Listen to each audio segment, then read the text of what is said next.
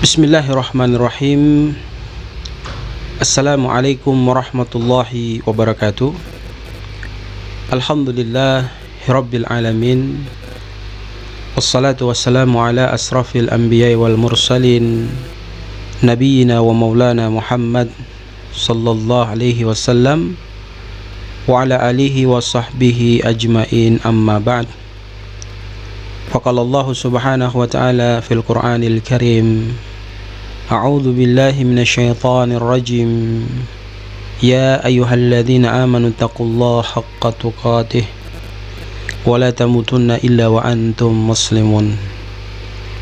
Ya ayyuhan nas ittaqu rabbakumul ladzi khalaqakum min nafsin wahidah wa khalaqa minha zawjaha wa batha minhuma rijalan katsiran wa nisaa'a wattaqullaha alladzi tasaaluna bihi wal arham innallaha kana 'alaikum raqiba.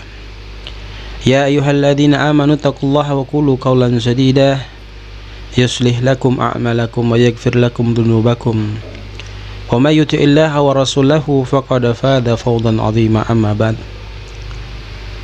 Fa inna asdaqal hadis kitabullah wa ahsana hadi Muhammadin sallallahu alaihi wasallam wa syarral umuri muhdatsatuha wa kullu muhdatsatin bid'ah wa kullu bid'atin dhalalah wa kullu dhalalatin finnar. Para pemirsa, kaum muslimin muslimat, para muhsinin dermawan yang baik hati, jamaah TV dakwah Al-Surui yang sama berbahagia, kembali kita panjatkan puja-puji syukur kita kehadirat Allah subhanahu wa ta'ala. Oleh karena Allah alladzi ahyana ba'da ma amatana wa ilaihi nusyur adalah zat yang telah menghidupkan kita kembali dari mati kecil kita. Mudah-mudahan Allah subhanahu wa ta'ala memberikan kekuatan kepada kita untuk mampu melaksanakan semua perintahnya, kemudian mampu pula menjauhkan diri kita daripada larangan-larangan yang dilarang oleh Allah subhanahu wa ta'ala. Amin ya rabbal alamin. Salawat teriring salam terus senantiasa tercurah limpahkan kepada junjungan kita Rasulullah Muhammad sallallahu alaihi wasallam, keluarga, sahabat, dan insya Allah sampai kepada kita. Kaum muslimin, muslimah, para muhsinin dermawan, jamaah TV dakwah yang sama berbahagia. Pada kesempatan yang sangat berbahagia ini, ya, kita akan kembali tafaqquh fiddin, duduk bersama-sama untuk mencoba review kembali pelajaran-pelajaran yang telah kita sajikan dan kita tampilkan di media YouTube ini, khususnya di TV dakwah Al-Surui, sebagai sebuah kegiatan yang sifatnya barangkali bisa kita sebut dengan murajaah atau mengulang kembali apa yang telah kita pelajari, sehingga bisa mengingatkan diri kita kembali untuk melakukan kebaikan dan meninggalkan keburukan yang telah kita dengarkan secara seksama. Kita mulai, ya, terkait dengan pembahasan 100 hadis. Nanti akan kita bagi menjadi beberapa sesi sehingga ya bisa kita update di YouTube untuk bisa ditonton dan barangkali mungkin juga bisa di-share, kemudian di-like, komen, untuk hitung-hitung sebagai amal jariah bagi diri kita, sebagai bekal yang nantinya mungkin bisa menjadi jembatan kebahagiaan kepada kita kelak di akhirat, karena kita telah melakukan sebuah kebaikan yang mana Nabi Shallallahu Alaihi Wasallam menyampaikan, siapa yang menginformasikan kebaikan kepada orang lain dan orang lain itu mendapatkan ilmu kebaikan itu dari apa yang dia share, maka insya Allah dia akan mendapatkan pahala kebaikan dikerjakan orang tersebut tanpa mengurangi pahala kebaikan yang Allah berikan kepada orang tersebut. Begitupun sebaliknya, ketika kita melakukan sebuah keburukan, kemudian kita mengajak orang untuk melakukan keburukan, Apabila orang itu melakukan keburukan, maka kita akan mendapatkan dosa dari keburukan yang dia lakukan, tanpa mengurangi dosa yang dia dapatkan dari keburukan yang dia lakukan.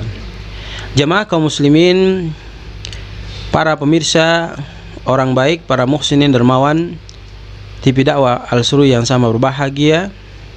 Hadis yang pertama kita telah membahas terkait dengan An Abi Hurairah radhiyallahu anhu, dari Abi Hurairah radhiyallahu anhu, anna Rasulullah sallallahu alaihi wasallam qala, sesungguhnya Rasulullah Muhammad sallallahu alaihi wasallam bersabda, kalimatani khafifatani ala lisan.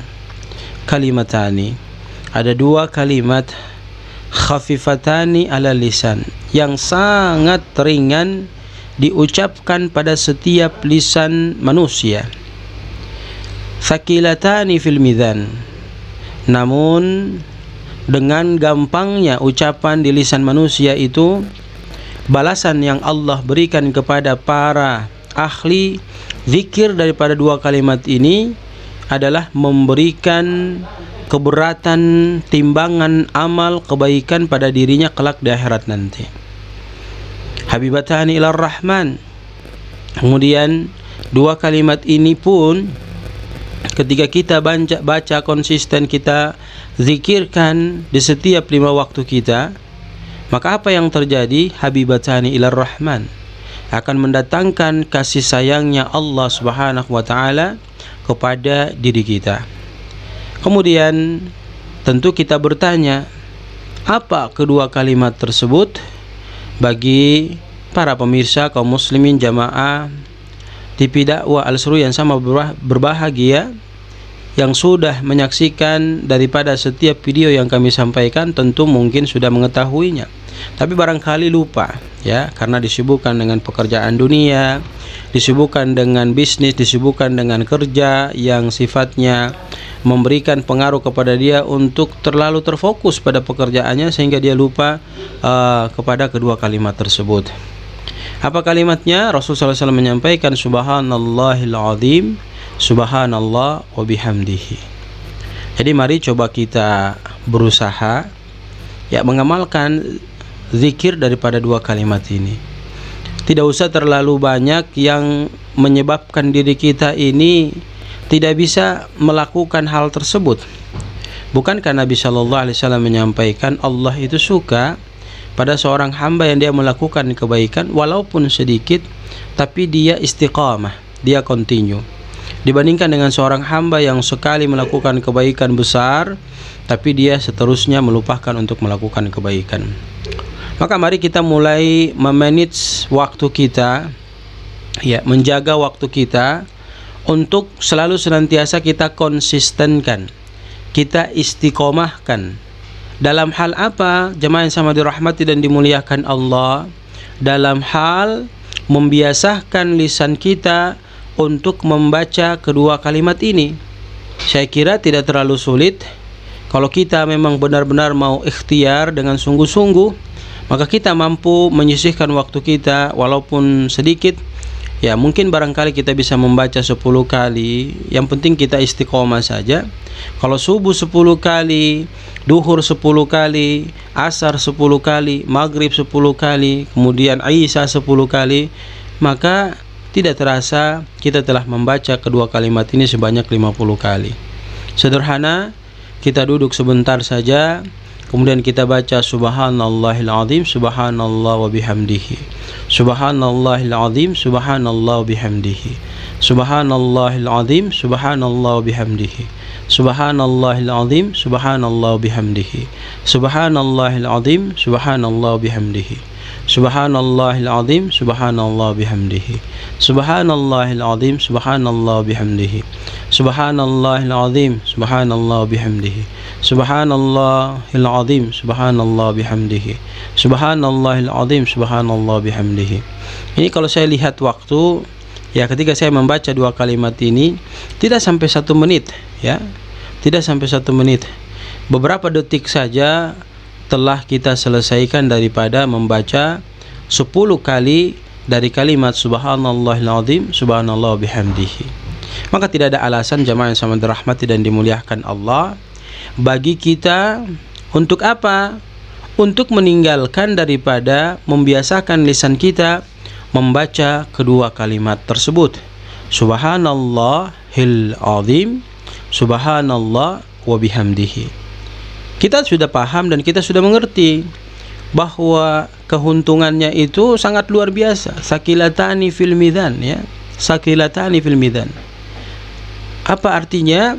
Ya, akan memberikan timbangan yang berat untuk kebaikan kita. Kelak Allah Subhanahu wa taala akan menghitung dan menghisap diri kita di yaumul mizan nanti. Kemudian habibatani ilar rahman, mendatangkan kasih sayang kepada diri kita. Maka sangat rugi, ya, sungguh sangat amat rugi bagi seorang hamba, para pemirsa kaum muslimin muslimat yang sama dirahmati dan dimuliakan Allah Subhanahu wa taala, ketika mendengar hal ini kemudian dia tidak mampu untuk mau membaca daripada kedua kalimat tersebut.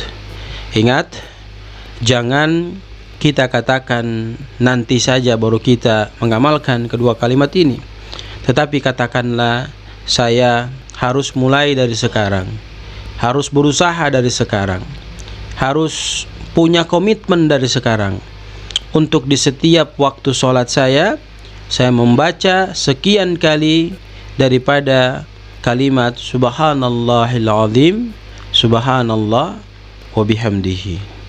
Ini hadis yang pertama yang sudah kita kaji pada video-video sebelumnya. Kembali kita review, kita murajaah, tentunya dengan harapan mudah-mudahan apa yang kita dengarkan dapat memberikan kekuatan, dapat memberikan spirit yang baru bagi diri kita untuk mampu kembali mengasah kepribadian kita dalam rangka berfastabiqul khairat. Artinya kita berlomba-lomba melakukan sesuatu yang sesuatu itu mendatangkan kebahagiaan yang mutlak bagi diri kita tatkala kita kembali ke hadapan Allah Subhanahu wa taala. Ini hadis yang pertama yang telah kita dengarkan secara bersama-sama.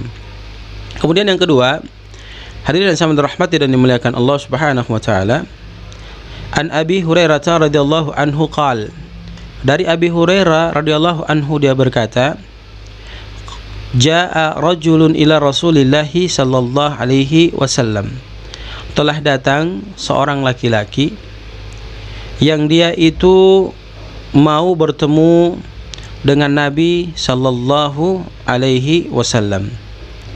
Faqal, lantas dia berkata, ya Rasulullah, kepada Nabi sallallahu alaihi wasallam.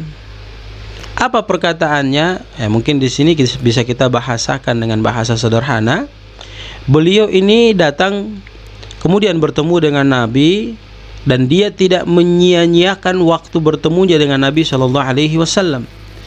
Maka kesempatan itu dia gunakan untuk bertanya sesuatu perkara kepada Rasul Muhammad sallallahu alaihi wasallam. Apa pertanyaannya? Dia katakan kepada Rasul sallallahu alaihi wasallam, ya Rasulullah, wahai Rasulullah, man ahaqqun nasi bi husni sahabati. Ya, dia katakan kepada Rasul sallallahu alaihi wasallam, man ahaqqun nasi bi husni sahabati. Wahai Rasulullah, kira-kira siapa orang yang harus pertama kali saya melakukan dan berbuat baik kepada orang tersebut di dunia ini? Sekali lagi, laki-laki tadi datang menghadap Nabi sallallahu alaihi wasallam, kemudian berhadapan dengan Rasul sallallahu alaihi wasallam, lantas dia bertanya kepada Nabi sallallahu alaihi wasallam, ya Rasulullah, siapakah orang di dunia ini yang harus pertama kali aku berbuat baik kepadanya? Qal, maka Nabi sallallahu alaihi wasallam menjawab pertanyaan daripada laki-laki itu dengan mengatakan ummuka. Nabi katakan kepadanya dengan kalimat ibumu. Artinya dia bertanya siapa yang harus pertama kali dia berbuat baik, maka Nabi katakan yang pertama kali ibumu. Ya. Lantas thumma man? Dia mengatakan lagi kepada Rasul sallallahu alaihi wasallam, "Kalau sudah itu, lalu siapa lagi ya Rasul?" Qal, maka Nabi sallallahu alaihi wasallam menjawab, "Tsumma ummuka." Selanjutnya, jawaban kedua, posisi kalimat yang sama, tidak ada beda dengan kalimat yang pertama. Nabi katakan kepada orang tersebut dengan kalimat, "Berbuat baiklah kepada ibumu." Lantas dia bertanya lagi kepada Nabi sallallahu alaihi wasallam dengan kalimat, "Tsumma man?" Lalu siapa lagi ya Rasulullah? Rasul sallallahu alaihi wasallam tetap istiqomah dengan kalimat yang sama dari 1, 2, kemudian yang ketiga, "Tsumma ummuka." Kemudian ibumu lagi. Jadi 3 kali Rasul sallallahu alaihi wasallam menyebutkan laki-laki tersebut harus pertama kali berbuat baik kepada ibu. Selanjutnya dia bertanya lagi, "Tsumma man?" Lalu siapa lagi ya Rasulullah? Qal, maka Nabi sallallahu alaihi wasallam menjawab, "Tsumma abuka." Selanjutnya baru bapakmu. Muttafaqun alaih. Hadis ini diriwayatkan oleh Imam Bukhari dan Muslim. Hadirin yang sama dirahmati dan dimuliakan Allah Subhanahu wa taala, betapa mulianya kedua orang tua kita sehingga ada hadis khusus dari Nabi sallallahu alaihi wasallam yang disampaikan kepada kita untuk berbakti kepada kedua orang tua kita. Pada saat sekarang ini, zaman yang penuh dengan dibilang serba canggih, tetapi kondisi kecanggihan itu melalaikan setiap anak dari kita untuk lupa melakukan kebaikan kepada orang tuanya. Mohon maaf. Ada seorang anak yang dari kecil dia dididik, disekolahkan dan dibesarkan serta diberikan semua fasilitas oleh orang tuanya. Lantas seiring dengan berjalannya waktu, dia itu pun menyelesaikan pendidikannya. Bahkan untuk mencari kerja agar dia mendapatkan kehidupan yang layak, orang tua pun ikut berkorban mencari informasi, bahkan mengorbankan hartanya agar anaknya itu bisa mendapatkan pekerjaan yang nantinya memberikan kebahagiaan kepadanya dari pekerjaan tersebut. Alhasil, apa yang kita lihat? Ternyata banyak orang yang sukses karena doa orang tuanya. Banyak orang yang sukses karena perjuangan daripada orang tuanya. Mereka melupakan semua jerih payah daripada pengorbanan orang tuanya. Sehingga tatkala mereka sukses, mereka lebih sibuk mengurus istri anak mereka. Mereka lebih sibuk mengurus suami anak mereka daripada kedua orang tua yang telah membesarkan mereka, memberikan pendidikan kepada mereka, mengajarkan mereka tentang kebaikan dan membuat mereka sukses untuk mendapatkan pekerjaan. Maka ketahuilah, wahai saudara-saudaraku, yang mungkin kalian berada pada posisi yang demikian ini, beristighfarlah kepada Allah. Memohon ampun kepada Allah atas kekhilafan, kesalahan yang telah kalian buat, yang telah kalian lakukan kepada kedua orang tua kalian. Sesungguhnya tanpa kalian ketahui bahwa mereka bangun di tengah malam untuk berdingin-dinginan, menahan ngantuknya hanya untuk melaksanakan sholat tahajud. Kemudian mereka berdoa untuk kesuksesan daripada diri kalian. Tetapi apa yang kalian lakukan? Kalian menyia-nyiakan kebaikan orang tua. Bahkan di antara kita mohon maaf yang sebesar-besarnya. Ketika orang tuanya ada di rumahnya, maka orang tuanya itu bagaikan pembantu untuk dirinya.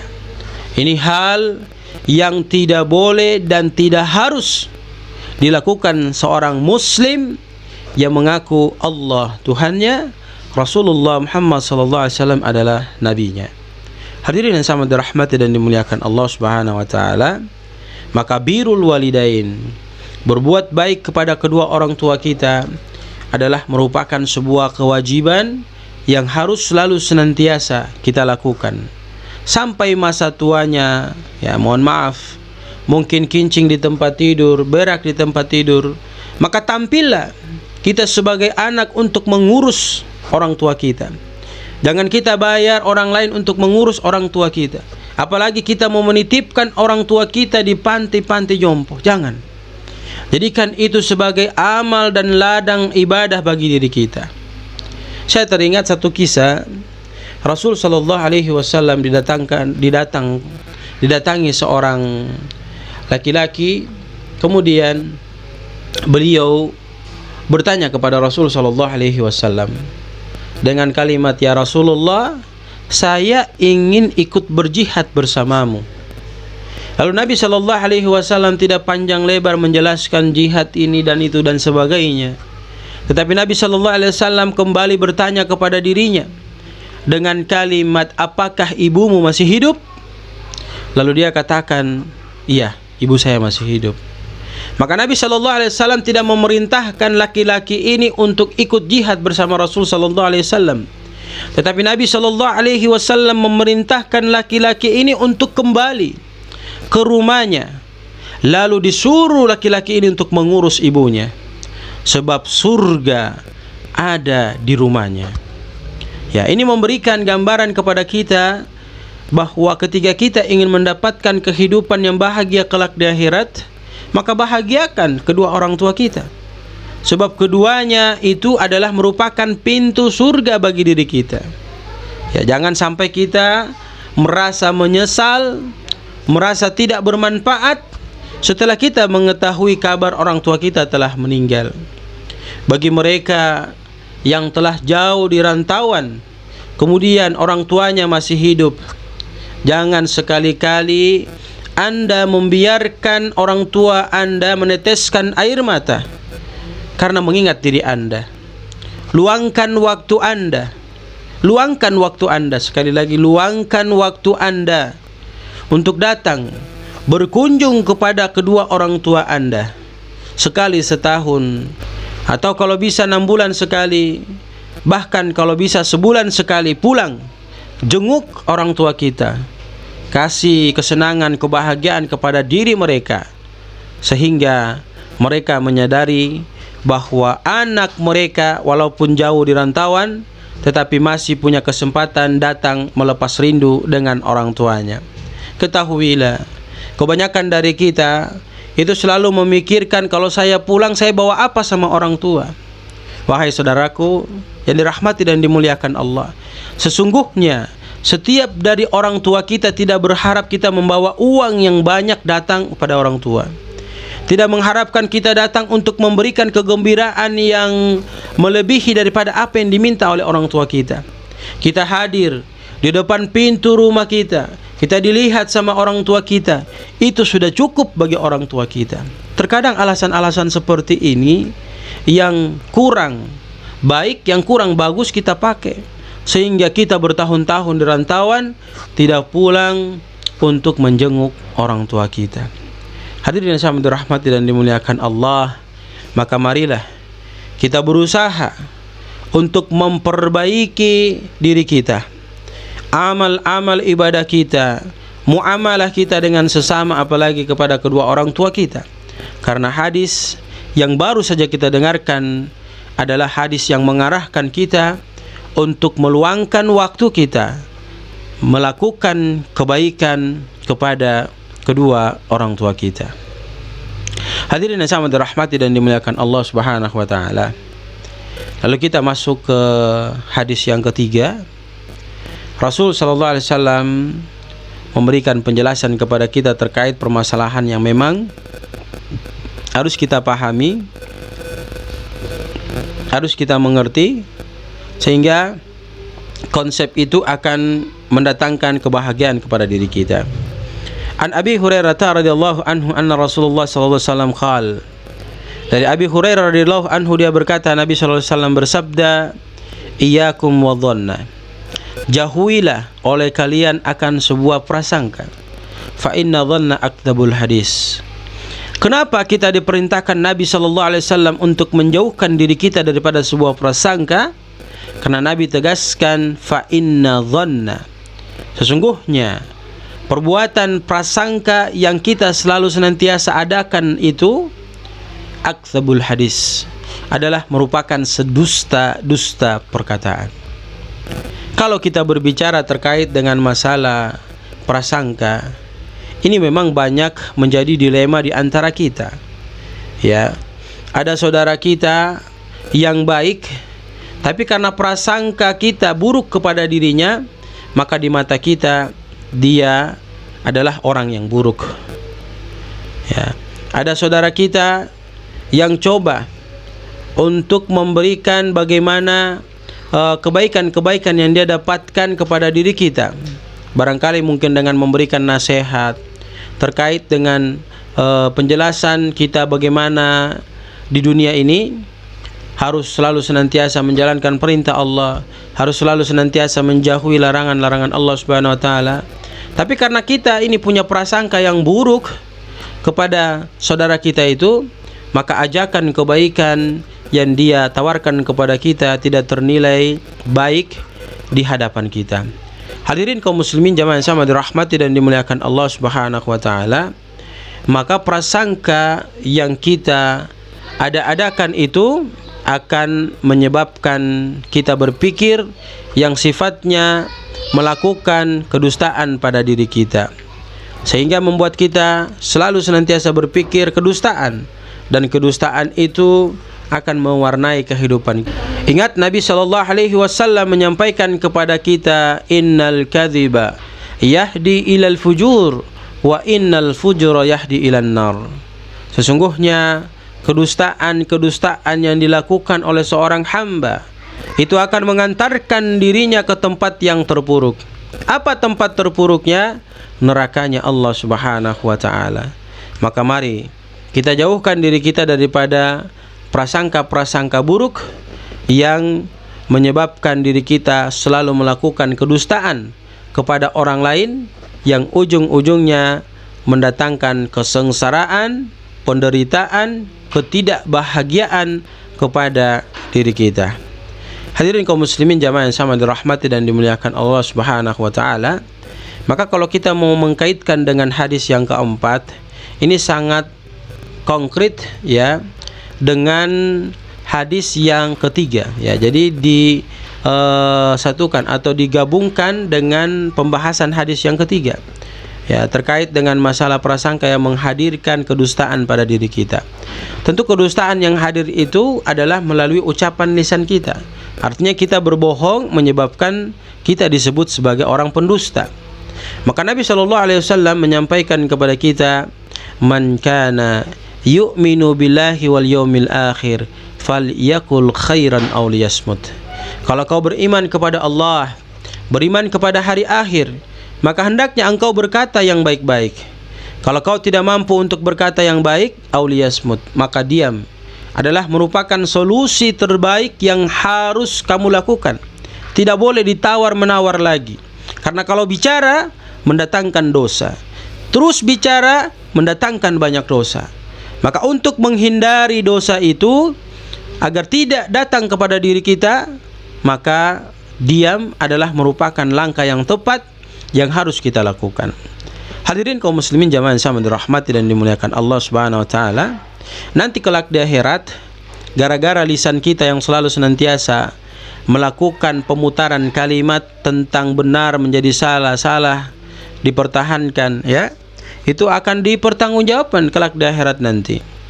An Abi Hurairah radhiyallahu anhu anna Rasulullah sallallahu alaihi wasallam qaal, dari Abi Hurairah radhiyallahu anhu dia berkata, Nabi sallallahu alaihi wasallam bersabda, innal abda, sesungguhnya seorang hamba yang hidup di permukaan buminya Allah Subhanahu wa taala, la yatakallamu bil kalimati, yang dia bicara dengan sesuatu kalimat, yandilu biha finnar, yang mana kalimat itu dia bicara tidak dia pikirkan, asal bicara saja, dan kalimat itu mendatangkan dosa kepada dirinya, namun mengakibatkan dirinya nanti kelak di akhirat yandilu biha, dia dilemparkan oleh Allah Subhanahu wa taala, diturunkan oleh Allah Subhanahu wa taala ke dalam nerakanya Allah Subhanahu wa taala. Dalam bahasa hadisnya dijelaskan yanzilu biha finnar, diturunkan oleh Allah Subhanahu wa taala kepada dirinya ke dalam neraka. Ab'ada ma bainal masyriq wal maghrib, dan ketahuilah sesungguhnya neraka yang dia tempati itu jaraknya itu antara timur dan barat. Betapa sadisnya, betapa pahitnya, betapa sengsaranya, betapa ketidakbahagiaannya orang tersebut ketika dia dimasukkan ke dalam neraka asbab lisan yang tidak dia jaga. Hadirin yang sama dirahmati dan dimuliakan Allah Subhanahu wa taala, maka marilah kita memperbaiki diri kita untuk selalu senantiasa menjaga lisan kita. Memang kita manusia tidak lepas daripada perkataan-perkataan salah, tapi hendaknya mari kita berusaha untuk melatih lisan kita berbicara yang baik, untuk melatih lisan kita untuk tidak berkata yang sifatnya mengadu domba, yang sifatnya mendatangkan ketidakbahagiaan kepada diri kita, agar kelak dengan kebiasaan lisan yang kita selalu gunakan untuk kebaikan, itu akan menghapus dosa-dosa yang telah lalu kita lakukan.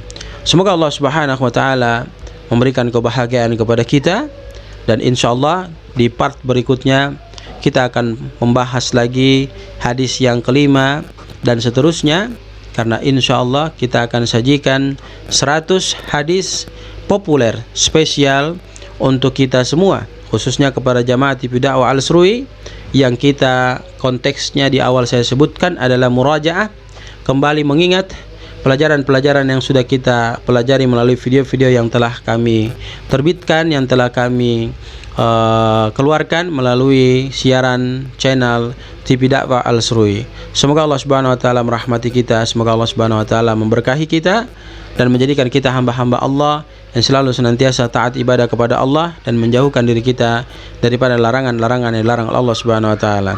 Subhanakallahumma bihamdika asyhadu an la ilaha illa anta astaghfiruka wa atubu ilaik. Billahi taufiq wal hidayah. Assalamualaikum warahmatullahi wabarakatuh.